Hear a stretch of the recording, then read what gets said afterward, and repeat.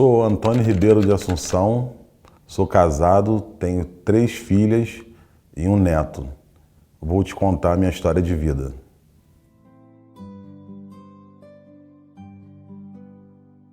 Sou filho de pais separados, tenho 3 irmãos homens, tivemos uma boa criação por conta da minha mãe. A minha mãe sempre fez de tudo para dar uma qualidade de infância legal pra gente. Nunca dependeu por parte do meu pai algum tipo de ajuda. Estudava num bom colégio, sempre fui um aluno nota boa. Fiz até o 3º ano, nunca tirei uma nota vermelha, mas abandonei os estudos por uma aventura com uma namorada que veio a ser minha esposa e me deu uma filha que hoje tem 27 anos. Com 14 anos eu a conheci, ela morava no Rio, mas era filha de pais paulistas, ela morava com os tios e nós namorávamos. O pai dela, numa visita a ela aqui no Rio, não gostou muito do relacionamento, na visão dele estava muito avançado e resolveu tirá-la do colégio. Ela também era uma boa aluna, ia bem na escola, resolveu tirá-la para nos separar. E aí, por conta daquela paixão de infância, de adolescência, ela perguntou para o pai se eu podia ir junto e ele falou que poderia levar. Eu comuniquei à minha mãe que eu ia e minha mãe, na época, recriminou, não queria que eu fosse, mas eu acabei indo. E o curioso é que eu fui para ficar com a namorada, que na verdade eu não ficava. Eles moravam em Lorena, no interior, e o pai dela tinha um restaurante no litoral, em Caraguatatuba. Então eu ficava 15 dias trabalhando com ele e um dia eu ficava com ela. Sempre aos domingos nós íamos lá, almoçávamos e voltávamos. E nesse período o tempo foi passando e um belo dia, um sábado à noite, os garçons do restaurante, conversando entre eles, falaram que o Jaime, né, que era o meu ex-sogro, não ia me levar no outro dia por alguns motivos lá. Eu fiquei nervoso, né, porque eu quase não via minha namorada e resolvi acordar cedo, bem cedo, para ver se era verdade. E acordei, ele estava saindo já com o carro, falou que não poderia me levar naquele domingo e ali eu fiquei nervoso porque eu queria ir. Acabei indo para a estrada de Caraguatatuba a Lorena, é uma distância percorrida bem longa. Eu consegui, por meio assim, de 3 caronas, chegar até lá na hora do almoço. Ele ficou assustado, eu acho que ele se sentiu desafiado porque ele não queria a minha presença lá. E aí no nosso retorno, no decorrer da semana, ele falou que não queria mais. Chegou até num tom assim exaltado, me ameaçar de agressão, de me bater. E eu tinha 15 para 16 anos, bem franzino assim, não tinha um corpo assim avantajado, fiquei bem intimidado. Ele falou que eu passasse no interior, né, onde eles moravam, pegasse as minhas coisas e fosse embora. Assim eu fiz no domingo, passando lá na casa dela, cheguei lá por volta de umas 10 horas da manhã, informei a ela que o que o pai dela falou. Só que a minha mãe, ela fazia excursão para o Paraguai e, por coincidência, todos os domingos ela passava lá e tinha um restaurante, o nome do restaurante era Três Garças, que ela parava para almoçar. E era próximo à casa da minha namorada. Aí eu falei para ela, ó, minha mãe vai passar, se você quiser, vamos comigo. E ela assim, aceitou, topou na hora, arrumou as coisas dela, colocou junto com as minhas, fui pro restaurante e uma meia hora depois ela chegou lá e esperamos a minha mãe chegar. Quando a minha mãe chegou para o almoço, ela se deparou com a gente, eu contei a história para minha mãe não queria nos levar. Eu falei para ela se ela não me levasse, a gente ia para outro lugar, mas que a gente não ia se separar. Ela acabou se sentindo pressionada a ter que fazer. Aí nos levou para Foz do Iguaçu. Quando nós chegamos lá, nós ligamos para os pais dela, explicamos, foi um chororô. E aí minha mãe alugou uma pousada por um período de 1 mês. E nesse período de 1 mês nós conseguimos arrumar um emprego no Paraguai, dentro do Paraguai. E tocamos nossa vida lá, ficamos morando lá 1 ano. Até que bateu a saudade, tanto da parte dela quanto da minha, e resolvemos voltar para o Rio. E alugamos uma casa em São João de Meriti e ali fomos vivendo. Eu comprava mercadoria no Paraguai, e entregava no atacado aqui no Rio. Eu aproveitava que eu não pagava passagem, né, que minha mãe era guia. Com 18 anos ela ficou grávida da minha filha. E aquela coisa que a gente acha que é para a vida toda foi desandando, desandando. Minha filha nasceu e a gente estava praticamente que separados. E numa dessas viagens eu conheci a minha atual esposa. Isso acabou acelerando a minha saída de casa e num estalo de dedos eu acabei indo morar com a minha esposa que eu tô até hoje. Enfim, hoje nós somos bons, posso dizer ótimos amigos. Teve essa parte aí conturbada em relação à separação e a vida seguiu. Eu no meu novo casamento, a minha esposa, com 2 ou 3 meses a gente junto, ela ficou grávida e fomos tocando a vida. Meu irmão mais velho foi morar em Fortaleza, o meu irmão mais novo ainda morava no Rio e o meu irmão do meio morava no Rio com a minha mãe. Eu trabalhava no táxi depois desse período de muamba, porque a gente perdia muita mercadoria, então eu desisti, acabei indo trabalhar no táxi.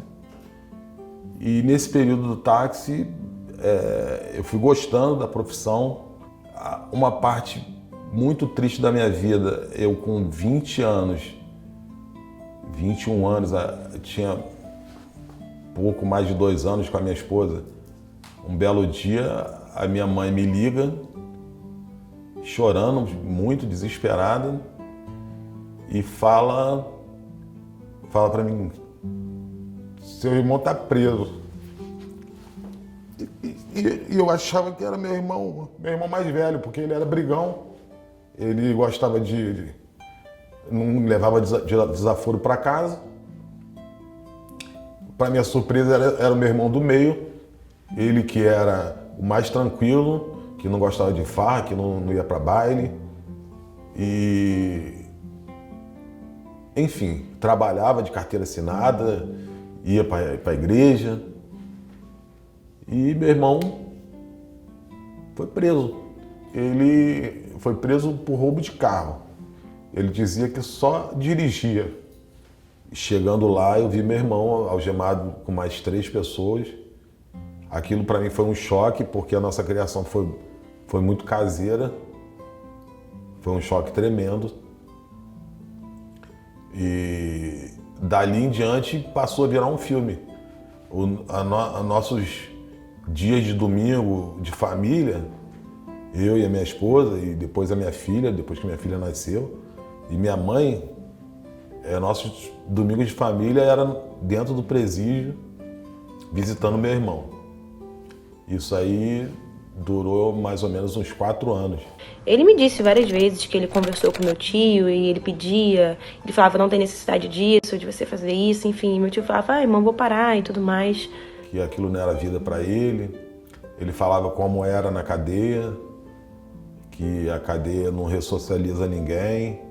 Ele falava como eram as regras lá dentro. Enfim, ele passou os seus anos preso e quando ele foi solto, meu irmão mais novo já tinha ido morar em Foz do Iguaçu e só tinha eu no Rio. Quando ele foi solto, a minha mãe perguntou se ele podia morar comigo para afastá-lo da onde nós morávamos, né, quando a gente era criança. Eu falei que tudo bem, que ele poderia ir. Aí foi morar comigo.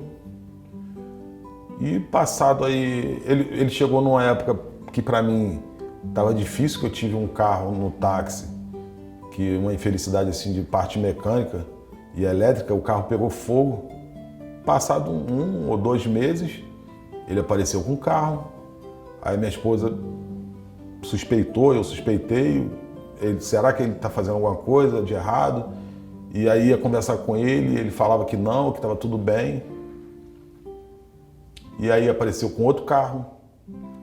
Era uma van, que ele dizia que era de trabalho, depois ele apareceu com um Monza, que na época era um carro assim, mais top, assim, entre os mais tops que tinha. E aí Eu naquela situação ruim, né, por conta que meu carro pegou fogo, um belo dia ele me chama e fala assim, entra no carro pra gente conversar.